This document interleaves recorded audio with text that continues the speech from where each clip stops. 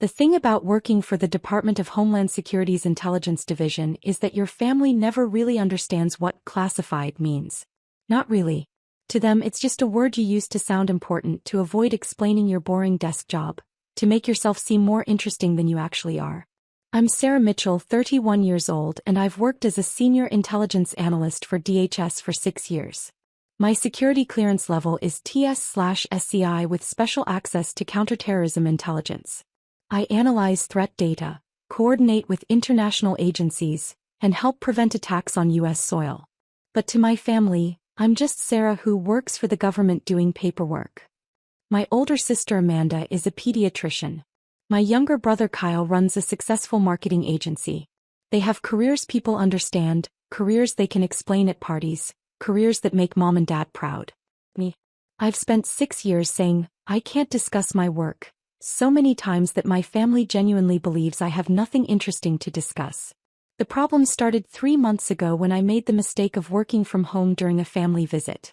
I'd been at my parents' house in suburban Virginia for Mom's birthday weekend. It was supposed to be relaxing, a break from the intensity of my job. But Friday afternoon, my supervisor called with an urgent situation. A credible threat had emerged requiring immediate analysis. I need you to review the intelligence packet and provide assessment within 4 hours, Director Walsh had said. I'm sending it to your secure home system now.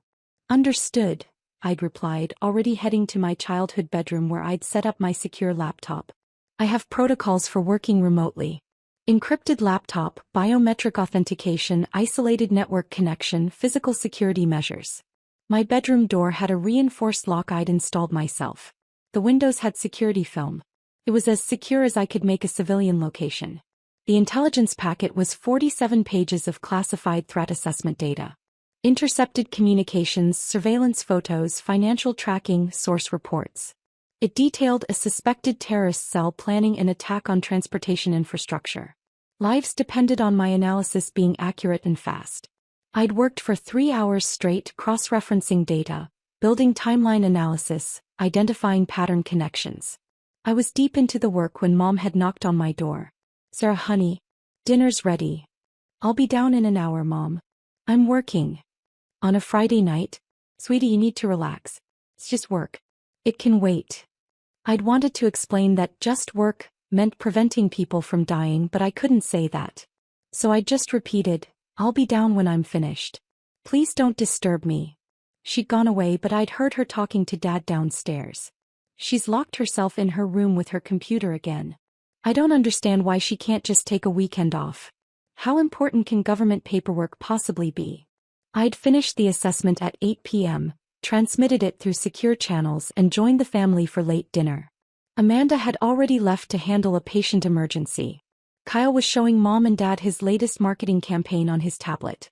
Sarah finally emerges, Dad had said with gentle teasing. Your brother's been here all weekend without checking his work once. You could learn something from him about work-life balance. My work has different requirements, I'd said carefully. Bureaucracy waits for no one, huh? Kyle had laughed. I don't miss working for other people. Being your own boss means you control your time. I'd let it go like I always did. They didn't understand that I wasn't checking email or tweaking spreadsheets. I was literally analyzing threats to national security. But I couldn't tell them that, so I just seemed like a workaholic with poor boundaries. The following morning, I'd left my secure laptop in my locked bedroom while I went for a run.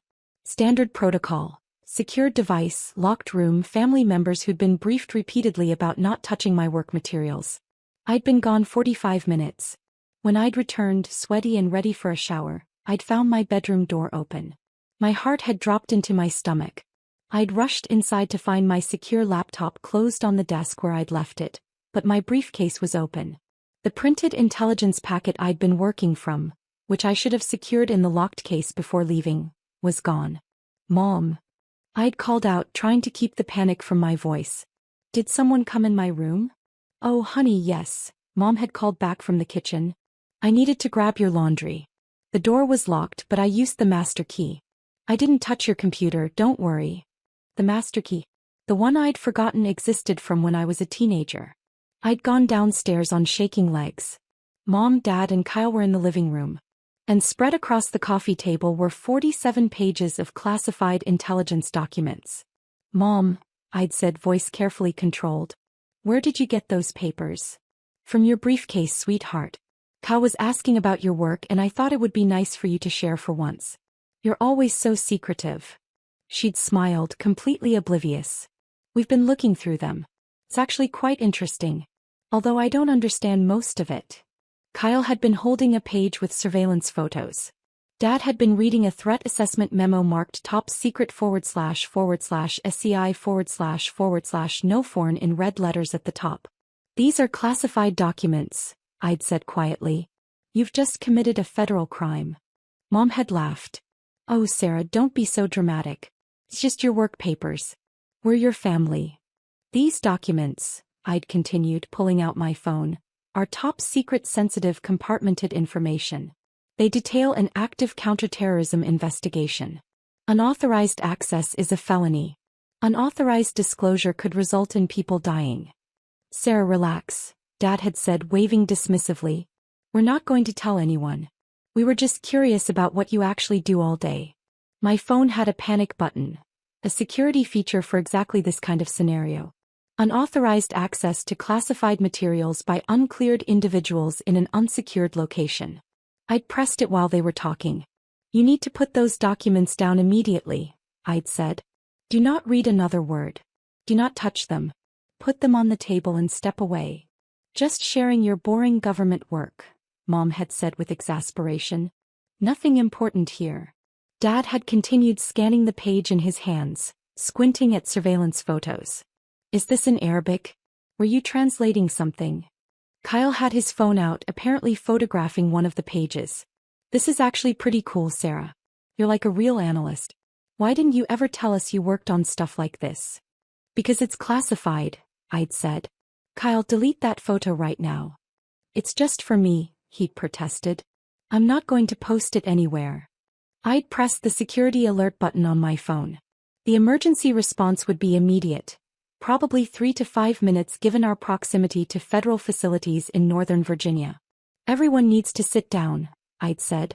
"Put down all documents. Put your hands where I can see them." Mom had actually laughed. "Sarah Michelle Mitchell, you're being ridiculous. We're your parents.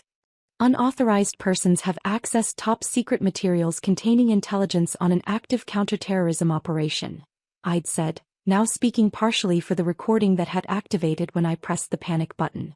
3 individuals present. Location: 2847 Oak Valley Drive, McLean, Virginia. Materials compromised. Full intelligence packet reference number. I'd rattled off the classified designation. Photos have been taken by unauthorized person on personal device. Requesting immediate response team. "What are you doing?" Kyle had asked, starting to look nervous. "My job," I'd replied. "Which you've just massively complicated." That's when we'd heard the vehicles outside. Multiple vehicles arriving fast. Dad had gone to the window. "Sarah, there are black SUVs in our driveway. At least 4 of them. People in tactical gear are getting out." "Those would be the Homeland Security response teams," I'd said quietly. "You called the police on your own family?" Mom's voice had risen in pitch. "I activated mandatory security protocols for compromised classified materials. What happens next isn't my choice. It's federal law." The front door had crashed open. They'd breached it rather than knock. 6 armed agents in tactical gear had swept into the living room, weapons drawn. Homeland Security. "Everyone on the ground now." Mom had screamed. Dad had frozen. Kyle had dropped his phone and raised his hands. "Down on the ground. Hands behind your heads." They'd all complied, lying face down on the carpet as agents secured the room. One agent had moved to me. "Agent Mitchell?" "Yes." 3 unauthorized individuals accessed classified materials from my briefcase. Full intelligence packet on Operation Sandstone. 1 individual photographed documents on personal device. I'd pointed to Kyle's phone on the floor. "Secure all electronic devices. Bag all documents. No one touches anything." Another team had swept through the house, checking for additional persons. A 3rd agent had begun photographing the scene. The spread documents on the coffee table, the phones, the briefcase, everything. "Sarah, what is happening?" Mom had sobbed from the floor. Why are you doing this to us? I'm not doing anything, Mom. You accessed classified materials without authorization. That's a federal crime. These agents are following mandatory response protocols. The lead agent had checked the documents on the table. Jesus Christ. These are current threat assessments? Active operation intel. Yes, sir. I was conducting remote analysis. Materials should have been secured in locked case. That's my failure. But the unauthorized access occurred when my mother used a key to enter my secured room and removed documents from my briefcase without my knowledge or permission. Your mother. The agent had looked at the three people on the floor with new understanding. Family members? Yes, sir. They've been briefed repeatedly about not touching my work materials. I had verbally reminded them multiple times this weekend. Did they know the materials were classified? The documents are clearly marked top secret on every page. They were informed these were classified work materials. They chose to access them anyway. Kyle had started crying. I didn't know it was this serious. Sarah, please tell them it was just a misunderstanding. You photographed a classified document, I'd said flatly. That's not a misunderstanding. That's a felony. Another agent had emerged from upstairs with my laptop. Secure device appears undisturbed. Biometric lock engaged, no unauthorized access attempts. Thank God, I'd muttered. If they'd tried to access my laptop, this would have been even worse. The lead agent had pulled me aside while his team continued processing the scene. Walk me through exactly what happened. I'd given him the timeline. Working Friday night. Securing laptop but failing to secure printed materials in locked case. Leaving for a run. Returning to find family had accessed my room and removed documents. Finding them reading and photographing classified materials. They're going to be arrested, the agent had said. It wasn't a question. I know. You understand this will destroy your family relationships. I understand. But those documents contain intelligence that could identify sources, compromise operations, and get people killed if disclosed. My family doesn't get a pass on that because we share DNA. He'd nodded grimly. You did the right thing. But I'm sorry anyway. They'd taken Mom, Dad, and Kyle into custody. Flex cuffs, read them their rights, the full procedure. Mom had been hysterical. Dad had looked at me with betrayal in his eyes. Kyle had kept saying, I'm sorry, I didn't know. But they had known. I told them 100 times not to touch my work materials. They just never believed those materials actually mattered.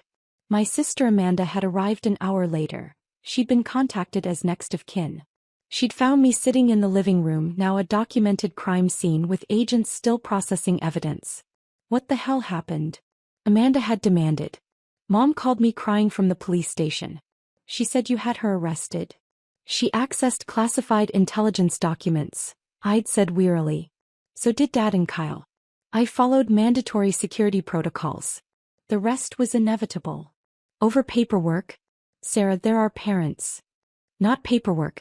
Active counterterrorism intelligence that could compromise ongoing operations and get people killed if disclosed.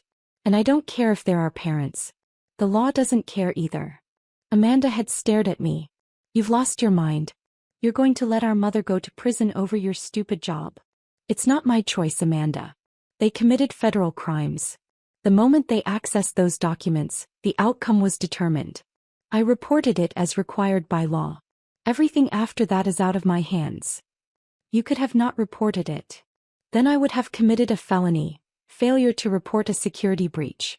I would have lost my clearance, my career, and probably faced criminal charges myself. And if that intelligence had been further compromised, people might have died. Is that what you wanted me to do? She'd looked at me like I was a stranger. I wanted you to protect your family. I am protecting my family, I'd said quietly. And about 330 million other people who live in this country. Your family isn't more important than national security. No one's family is. Amanda had left without another word. The investigation had taken 3 weeks. Mom, Dad, and Kyle were released on bond but faced serious federal charges. Unauthorized access to classified materials, unauthorized disclosure, and in Kyle's case, unauthorized reproduction of classified documents. Their lawyer, a former federal prosecutor who understood exactly how screwed they were, had negotiated plea agreements. Mom and Dad pleaded guilty to misdemeanor unauthorized access with 2 years probation, $50,000 fines each and mandatory security training. Kyle, because he'd photographed documents, faced felony charges. He pleaded guilty to 1 count in exchange for 18 months in federal prison followed by 3 years supervised release. My family was destroyed. The legal fees alone would bankrupt my parents. Kyle's marketing business collapsed. Who wants to hire a convicted felon who photographed classified government documents? His wife had filed for divorce. Amanda refused to speak to me. Extended family took sides, most of them against me. I was disinvited from family gatherings, removed from family group chats, treated like I'd committed some unforgivable betrayal.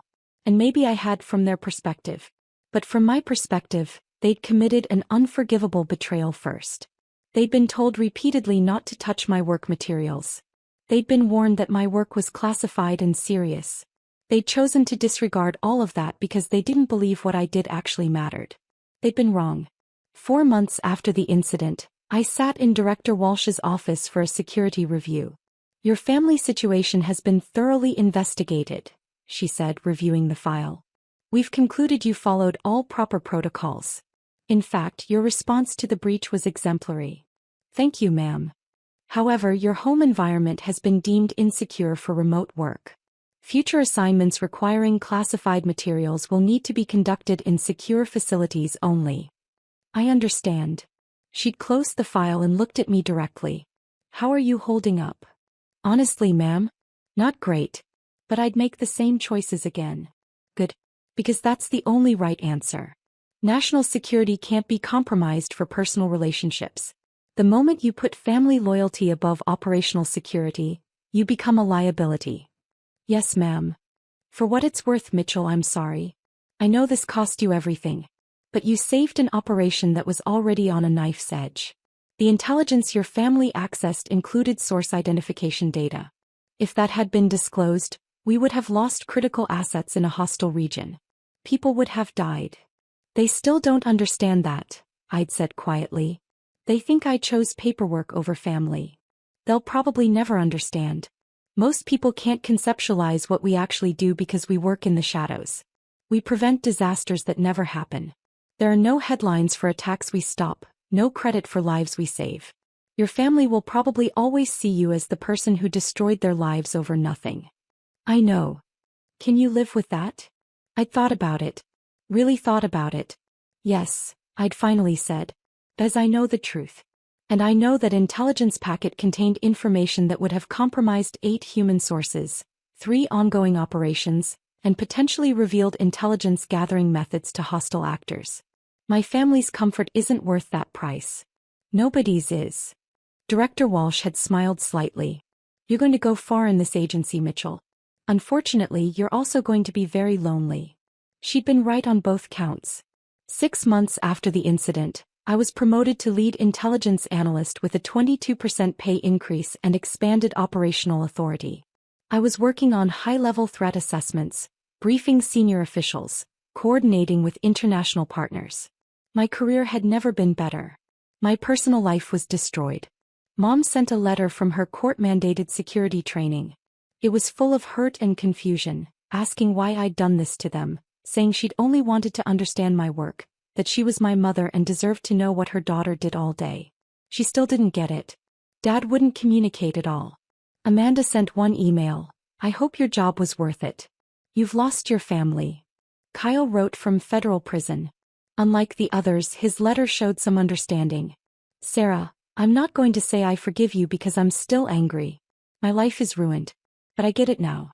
They made us sit through classes about classified information and why it matters. I understand what could have happened if I'd posted that photo online like I almost did. I understand people could have died. I'm still angry that you didn't warn me better, didn't make me understand. But I also know I should have listened when you told me not to touch your stuff. I just never thought it was actually important. I'm sorry, Kyle." It was the closest thing to an apology I'd received. I wrote back carefully. All prison correspondence was monitored. I told him I was sorry too, that I wish things had gone differently, that I hoped he'd rebuild his life when he got out. I didn't tell him that I'd do it all again if I had to. As I would. The operation I'd been analyzing, Operation Sandstone. Successfully interdicted a terrorist cell planning coordinated attacks on subway systems in 3 major cities. 47 people were arrested. Hundreds, possibly thousands of lives were saved. My family would never know that. The operation was classified. The success would never make headlines. The people whose lives were saved would never know how close they'd come to dying. But I knew. And that knowledge had to be enough. A year after the incident, I attended Kyle's release from federal prison. Amanda was there, still not speaking to me. Mom and Dad came but sat on the opposite side of the room. Kyle looked older, worn down. Prison had been hard on him. But he hugged me when we met outside. "Thank you for coming," he'd said quietly.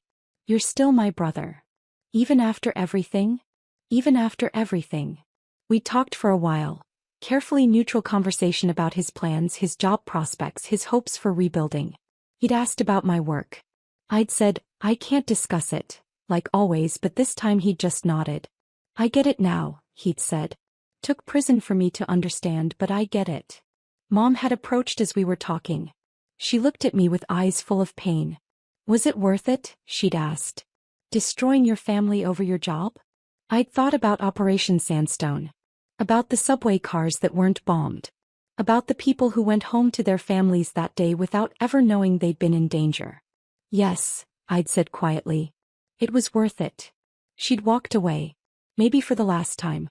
Dad had stopped as he passed. "I don't understand you anymore, Sarah. I don't know if I ever did." "I know," I'd replied. "And I'm sorry for that. But I'm not sorry for doing my job." He'd left without another word. Amanda had been the last to go. She paused near my car. "Do you ever regret it?" she'd asked. "Every day," I'd admitted. "But I'd still make the same choice." "Then you're not the sister I grew up with." "No," I'd agreed. "I'm not. I'm someone who takes her oath seriously. Someone who understands that protecting people sometimes means making choices that destroy your own life. You save lives every day as a doctor. You understand sacrifice. Not like this. Not turning on your own family." "They turned first," I'd said quietly. "When they decided my work didn't matter enough to respect basic boundaries. When they chose curiosity over my repeated warnings. They made their choices. I just dealt with the consequences." She'd driven away without responding. I'd stood in that parking lot for a long time, watching my broken family disappear in different directions, knowing I'd been the one to shatter us. But I'd also stood there knowing that somewhere, people were alive because I'd done my job. Because I'd prioritized national security over family comfort. Because I'd made the hard choice when it mattered. 2 years later, I received the intelligence community's Exceptional Service Medal. The citation was classified. I couldn't tell anyone what it was for. But Director Walsh had shaken my hand at the private ceremony. "Your work on Operation Sandstone and subsequent operations has been extraordinary," she'd said. "You've demonstrated exactly the kind of integrity this agency needs." "Thank you, ma'am. I know what it cost you. I'm sorry it had to cost that much." "It is what it is." She'd looked at me thoughtfully. "You know, Mitchell, most people in your situation would have let their family off with a warning. Secured the documents, given them a stern lecture, never reported the breach. It would have been easier. Safer for your career, honestly." "And wrong," I'd said. "The protocols exist for a reason. I don't get to ignore them because enforcement is inconvenient." "Exactly. And that's why you're receiving this medal. Because integrity means doing the right thing even when it destroys you." The medal sat in my apartment now in a locked case that required biometric access. Like everything else in my life, it was something I couldn't share, couldn't explain, couldn't use to help people understand who I was or what I'd sacrificed. My family still didn't speak to me. They probably never would. But somewhere out there hundreds of people were alive because I'd stopped an attack they'd never know about. Because I'd protected intelligence that kept sources safe and operations secure. Because I'd chosen duty over family when it mattered most. That had to be enough. It was all I had left. And standing in my secure apartment, looking at that classified medal representing sacrifices no one could know about, I realized something. I'd do it all again. Every painful choice. Every family relationship destroyed. Every lonely holiday and missed birthday and cold shoulder from people I loved. I'd do it all again because that's what the oath meant. That's what service meant.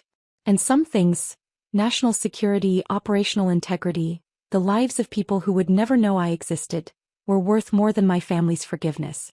Even if that truth left me completely alone, it was enough. It had to be enough.